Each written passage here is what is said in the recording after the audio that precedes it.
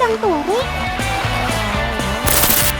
Itu loh teman, mobil yang mampu melewati berbagai medan jalan, mulai jalan berbatu, menanjak, berlumpur, dan bahkan melewati air.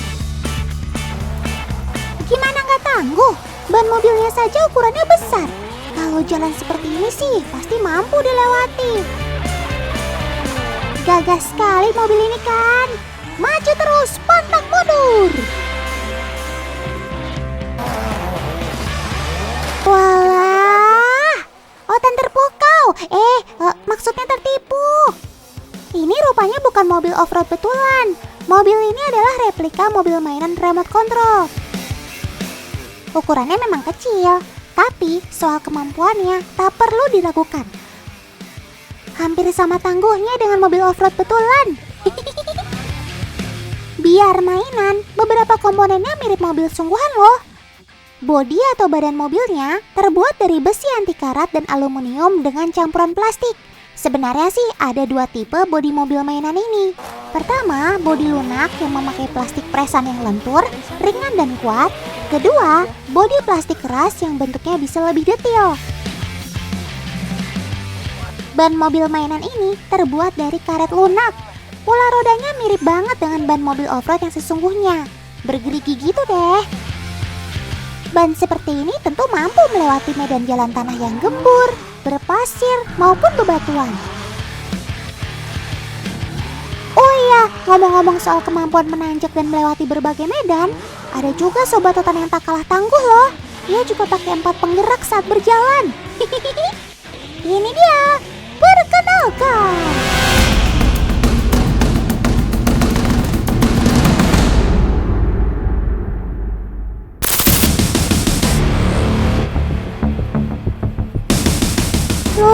Loh, gimana sih sob? Mau diperkenalkan kok kalian malah berantem. Malu tuh sama teman di rumah. Beginilah kalau dua kambing jantan bertemu teman. Gak ada yang mau mengalah. Mereka akan menunjukkan siapa yang paling kuat dan berkuasa dalam kawanannya. Terkadang jika ada pejantan lain yang berada dekat-dekat wilayah kekuasaannya, si kambing jadi beringas seperti ini. Si kambing ini kepala dan tanduknya memang kuat.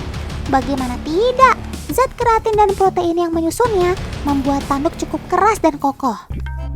Oke deh, Otan sampai lupa mau memperkenalkan kalian. Ini dia si kambing kacang. Ukurannya sih memang mungil, tapi kalau soal kemampuan, wah, jangan anggap remeh deh pokoknya. Lucu ya, mereka jalan-jalan berbaris begini. Mana banyak banget lagi. Dalam bahasa orang Bima, kambing disebut BE. Rupanya mereka sedang diangon sama pemiliknya.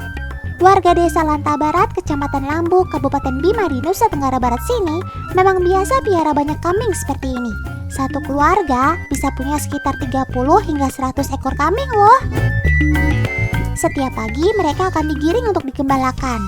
Wah, tuh kan bisa manjat gitu. Sabar, hei sabar, jangan berdesakan, nanti ada yang jatuh loh.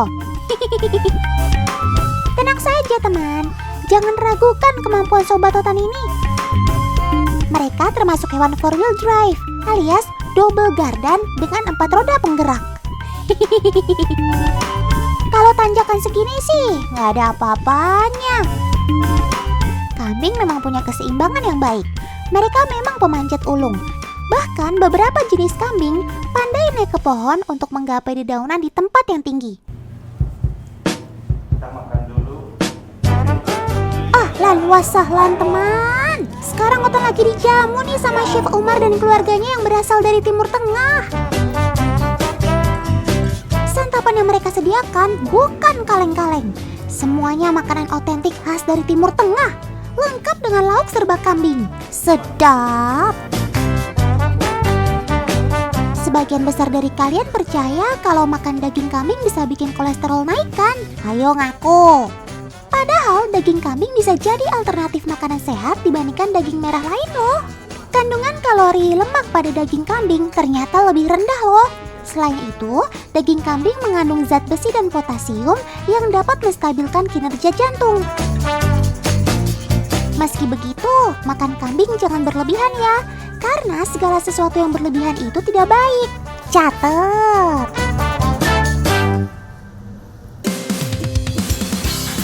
Sekarang kita intip yuk cara mengolah daging kambing ala Pakistan. Karena chef kita yang satu ini, yakni Chef Umar, asalnya dari Pakistan, teman. Chef Umar bakal kasih tips mengolah daging kambing agar empuk dan gak bau perengus. Cakep. Pertama, Chef Umar mau bikin nasi biryani yang khas dari Pakistan. Nasi biryani terbuat dari perpaduan beras basmati, daging kambing, dan aneka rempah. Seperti jintan, kapulaga Arab yang telah dihaluskan garam masala, dan bumbu khas biryani yang langsung didatangkan dari Pakistan.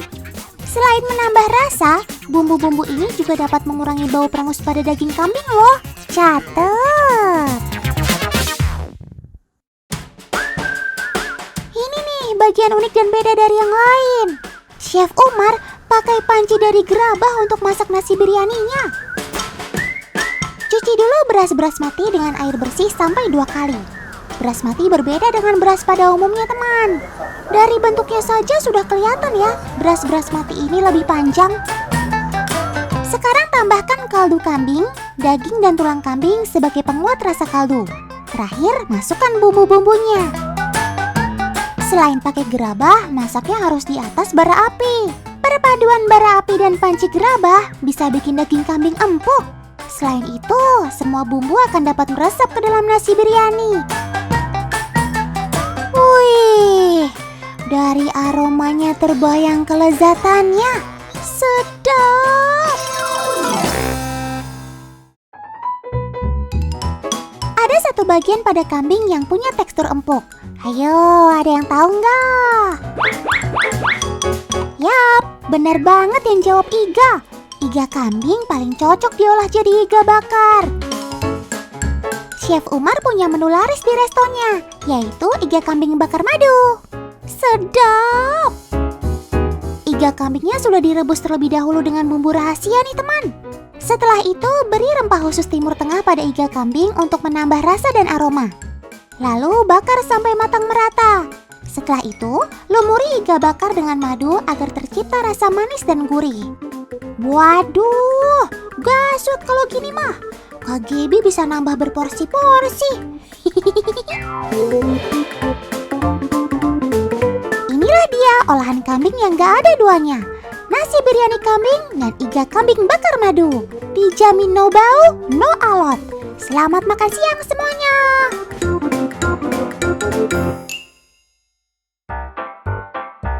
Teman-teman ada yang tahu dari mana bau perengus kambing berasal?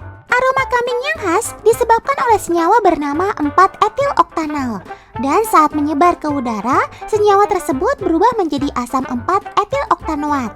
Senyawa penyebab bau perengus pada kambing ini keluar dari beberapa bagian tubuh kambing.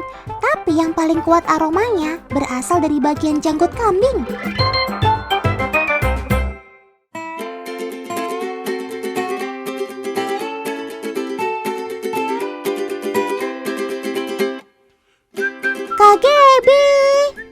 Kak Gaby! Teman, ada yang lihat Kak Gaby di mana? Habis makan kok langsung pulang sih? Loh, ini kan Kak Gaby. Kak, lagi ngapain sih di tengah-tengah rumput kayak gitu? Walah, ternyata Kak Gaby sedang ngambil rumput untuk pakan kambing dan domba, teman. Lanjutkan kalau gitu, Kak. Rumput ini berjenis pakcong, teman. Rumput asal Thailand ini mengandung nutrisi yang lengkap untuk ternak. Karena semua kebutuhan nutrisinya sudah terpenuhi hanya dengan makan rumput pakcong, sobat-sobat otan gak perlu lagi dikasih tambahan vitamin. Cakep!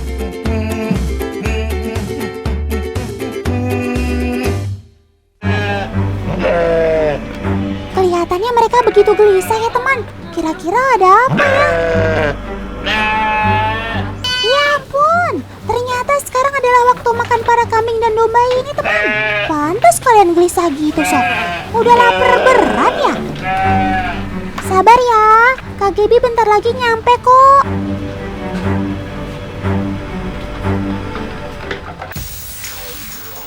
Supaya sobat-sobat otan tidak tersedak, rumput harus dipotong kecil-kecil seperti ini, teman. Ayo Kak Gaby, sobat-sobat Otan udah gak sabar nungguin loh. Pemberian pakan yang terjatuh punya banyak manfaat teman. Salah satunya bikin ternak tumbuh lebih cepat. Tentunya ini bikin peternak bahagia.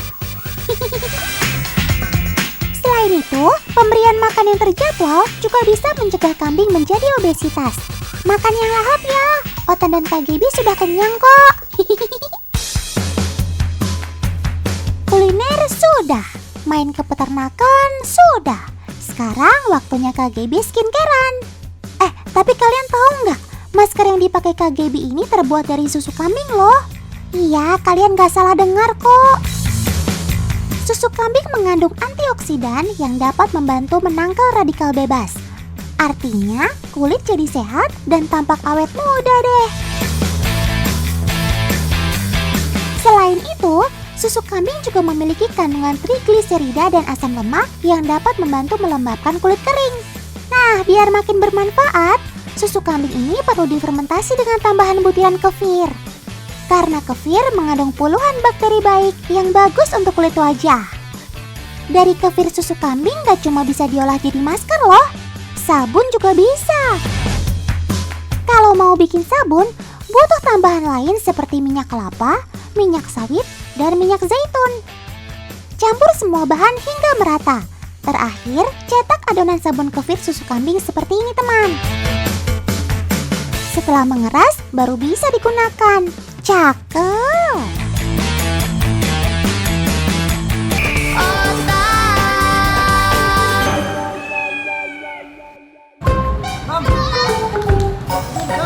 Waduh, so sweet banget sih kalian.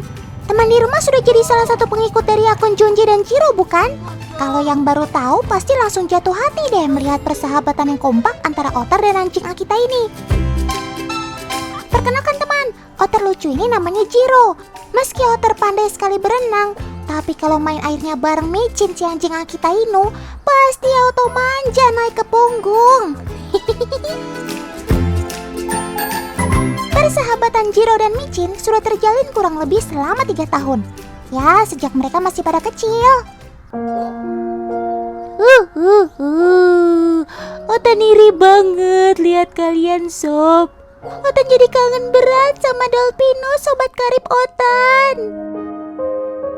Biar happy lagi, mending kita intip bareng yuk kekompakan Jiro dan Micin lainnya. Berang-berang bawa berkat, berangkat. Asik-asik, waktunya jalan-jalan. Walaupun lagi pandemi kayak gini, jalannya cukup keliling naik mobil aja ya teman. Yang penting judulnya refreshing alias penyegaran.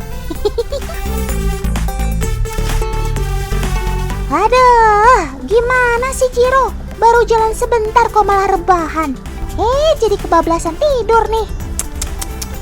Kayak Micin dong. Dia semangat 45 banget diajak keliling naik mobil. Lihat-lihat pemandangan lewat jendela mobil seru ya, Cin? Ayo, kalau temen di rumah termasuk tim yang mana nih kalau diajak jalan-jalan?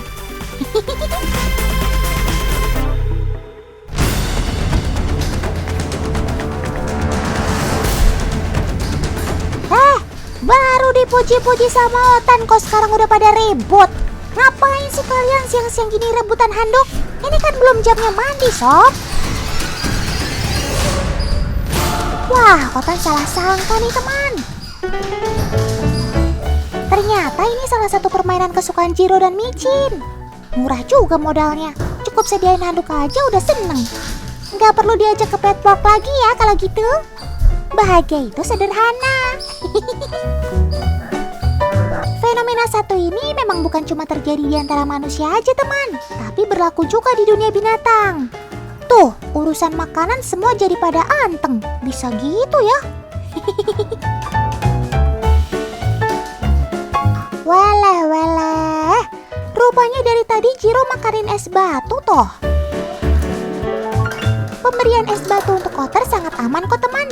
Gunanya untuk mencegah kekurangan cairan dan menurunkan suhu tubuh. Ya iyalah sob, es batunya gak bakal ketemu. Udah jadi air semua tuh.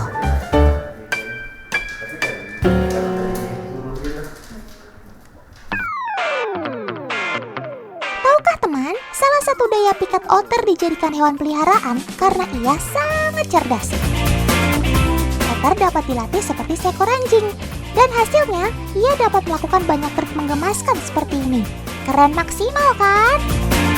Meski dalam bahasa Indonesia otter disebut dengan berang-berang, namun otter dan berang-berang merupakan hewan yang berbeda. Otter merupakan keluarga Mustelidae atau musang. Jenis musang satu ini lahir sebagai perenang yang handal.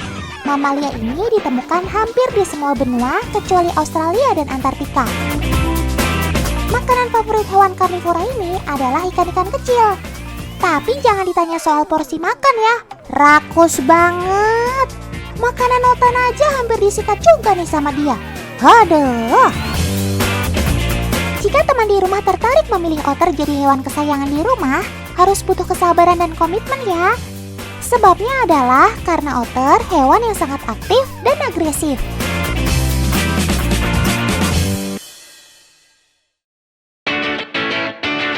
Sifat setia anjing membuat banyak orang luluh dan jatuh hati sama sobat otan ini. Bukan cuma hewan aslinya saja yang disayang, sampai ke replikanya juga. Ngaku deh, siapa yang di rumah punya boneka atau mainan berbentuk anjing? Kalau yang ini sudah punya belum? Boneka mungil yang biasa menempel di dashboard mobil. Lucu banget ya.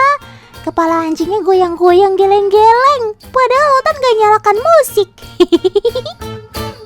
Pasti kalian sangka boneka anjing ini bergoyang karena menggunakan baterai ya?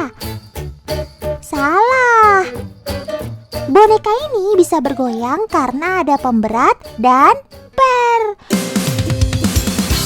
Pokoknya selama ada getaran, boneka akan selalu bergerak. Boneka geleng-geleng buatan Indonesia ini nggak cuma berbentuk anjing, ada juga jenis hewan lain, superhero, dan tokoh terkenal.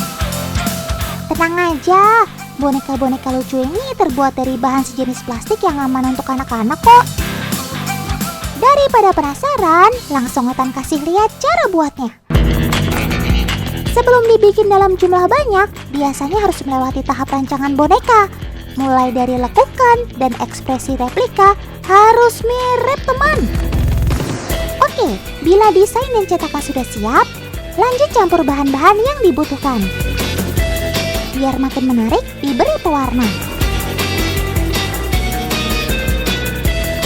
Lalu vakum adonan untuk menghilangkan udara di dalamnya. Karena udara yang tertinggal bisa membuat lapisan boneka menjadi menggelembung saat dicetak nanti. Waktunya mencetak nih. Caranya mudah ya.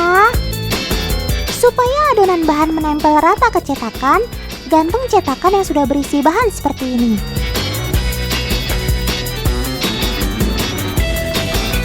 Sekarang tinggal celupkan ke zat kimia dan air panas deh.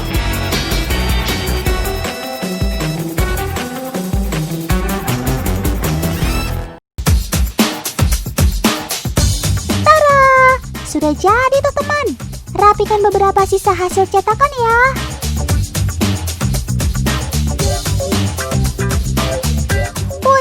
Beberapa model jenis boneka seperti bentuk hewan, tokoh kartun, dan pouch atau kantong sikat gigi diwarnai secara manual loh. Dari bentuk polos, sekarang sudah berwarna tuh. Cakep! Eits, jangan ketinggalan, pasang aksesoris dan kawat di beberapa bagian. Fungsinya sebagai penggantung bagian kepala. Selanjutnya, beri pemberat. Pemberat bagian kepala terbuat dari semen, berfungsi sebagai penggerak bagian kepala. Ketika boneka disentuh atau mengalami goncangan, jadinya seperti ini deh. Lucu ya?